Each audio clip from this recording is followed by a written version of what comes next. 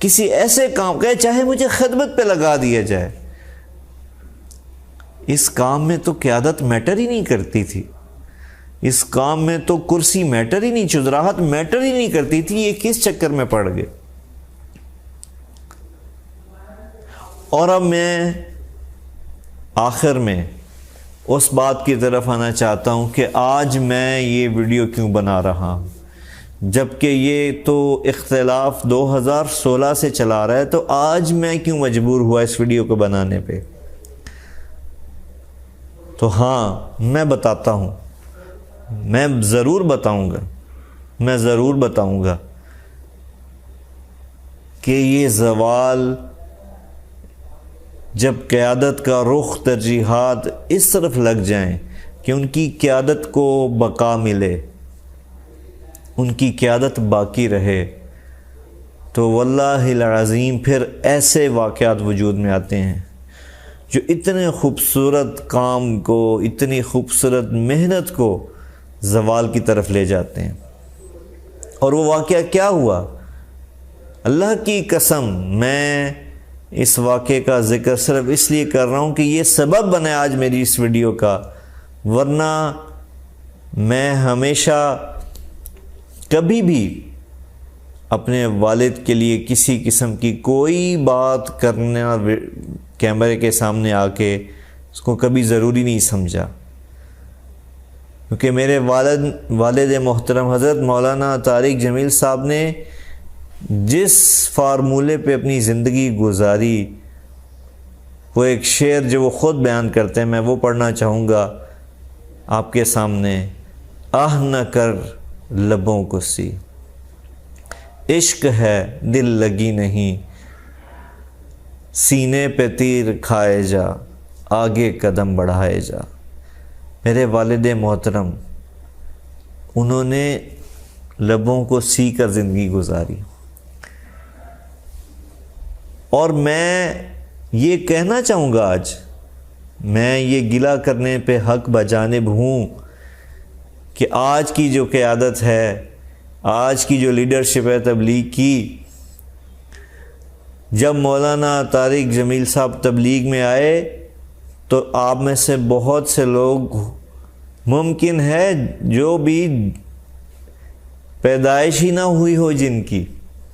جو اس دنیا ہی میں نہ آئے ہوں، اور اگر ان کا وجود وہ دنیا میں آ چکے تھے تو شاید اپنے بچپن میں یا اپنے لڑکپن میں ہوں، جب اللہ نے میرے والد محترم حضرت مولانا طارق جمیل صاحب کو آج سے 54 سال پہلے اس کام کے لیے چنا۔ اور واللہ العظیم انہوں نے میری یہ گناہگار آنکھیں گواہ ہیں کہ کس طرح قربانیاں دے کے، اپنا تن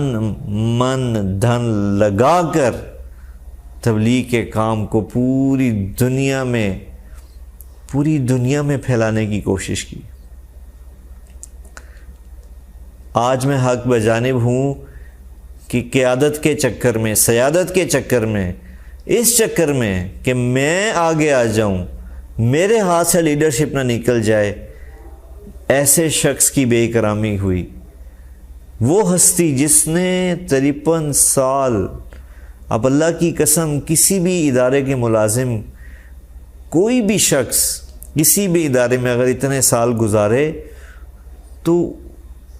اس کی ادنا سی محنت کو بھی لوگ بہت زیادہ سراہتے ہیں کہ بھئی اس کو 53 سال ہو گئے ہیں اس ادارے میں کام کرتے ہوئے۔ صرف اس کے وقت کی وجہ سے ہی اس کی قدر و منزلت بڑھ جاتی ہے، چاہے وہ کوئی بہت معمولی سا کام سر انجام دے رہا ہو۔ لیکن یہاں تو اللہ کی قسم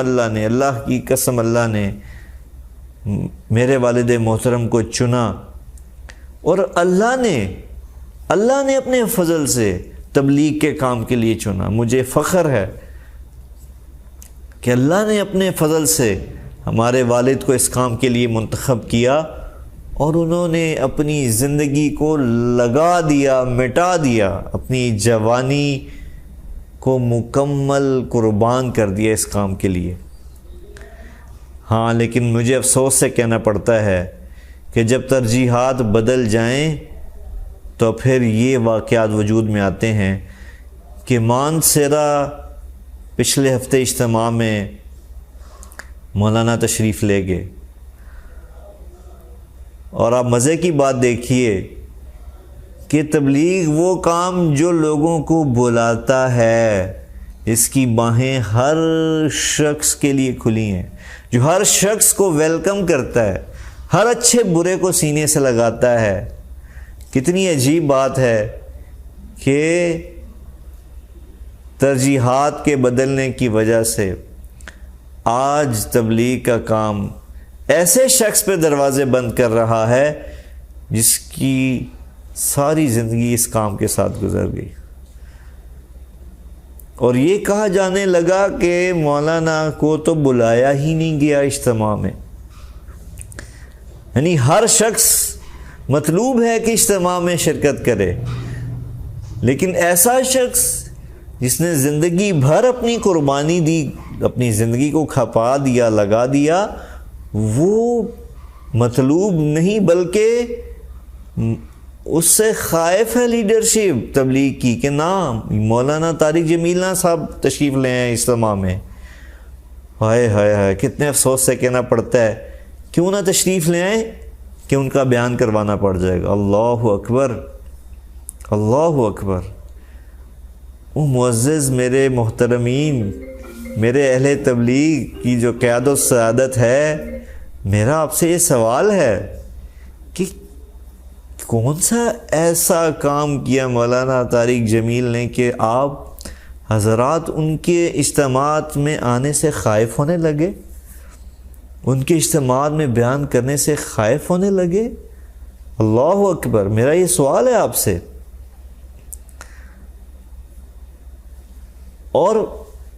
عجیب بات ہے، مجھے آج یہ بات کہنی پڑتی ہے، میں مجبور ہوں معذرت کے ساتھ، کہ پوری دنیا اپنے کے ادارے جو ہیں، پوری دنیا کے ادارے اچھے کام کرنے والے کو، اپنے امپلائی کو ہمیشہ آگے لے کے آتے ہیں،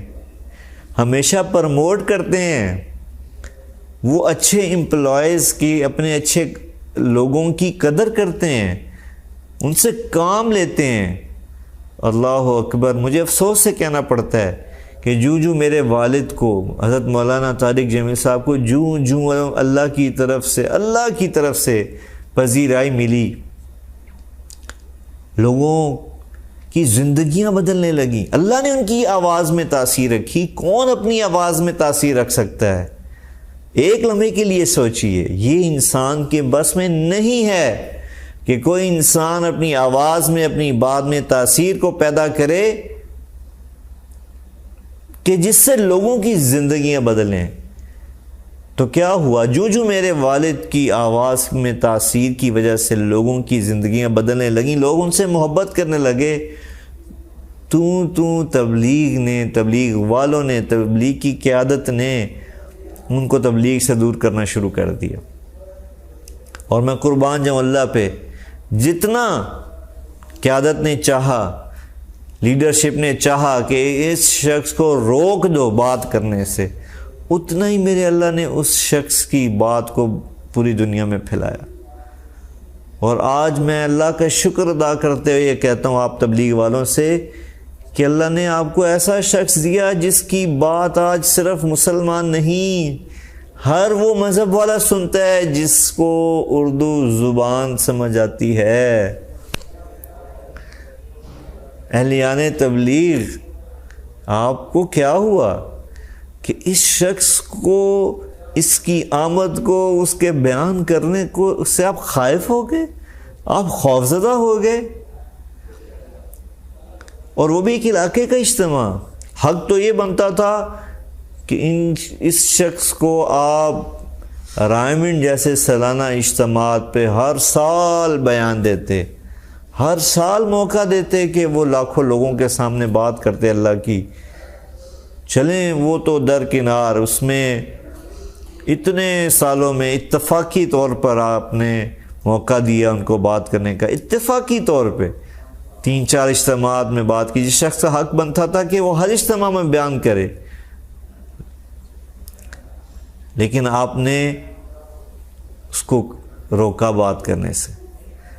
چلیں، مانا کہ آپ کے پاس حکمتیں ہوں گی، مانا کہ آپ کے پاس کوئی ایسی لاجکس ہوں گی، لیکن ایک شہر کا، ایک علاقے کا ایک جزوی اجتماع، اس میں اگر ایک ایسا آپ کا بندہ تشریف لے گیا جس کو اللہ نے عزت دی، عزت ذلت دینے والا میرا اللہ، تبلیغ تو سکھاتی ہی تھی، تبلیغ کا تو سلوگن یہ ہے، اللہ سے ہوتا ہے، یہی سنتے سنتے ہم جوان ہوئے، بڑے ہوئے، اور آج اس عمر کو پہنچے کہ اللہ سے ہونے کا یقین، اللہ کے سوا مخلوق سے کچھ نہ ہونے کا یقین۔ تو کیا آپ کو یہ یقین نہیں ہے کہ اس شخص کو بولنے کی طاقت اور صلاحیت میرے اللہ نے دی ہے؟ اور گویا کہ آپ اس طاقت کو، اس صلاحیت کو دبانا چاہتے ہیں جو اللہ نے ان کو دی ہے، اللہ سے مقابلہ۔ اللہ اکبر، یہ کون سی دینداری ہے؟ میں یہ سیادت سے، عوام سے نہیں، پلیز میری بات کو عوام غلط مت سمجھے، میں قیادت سے مخاطب ہوں۔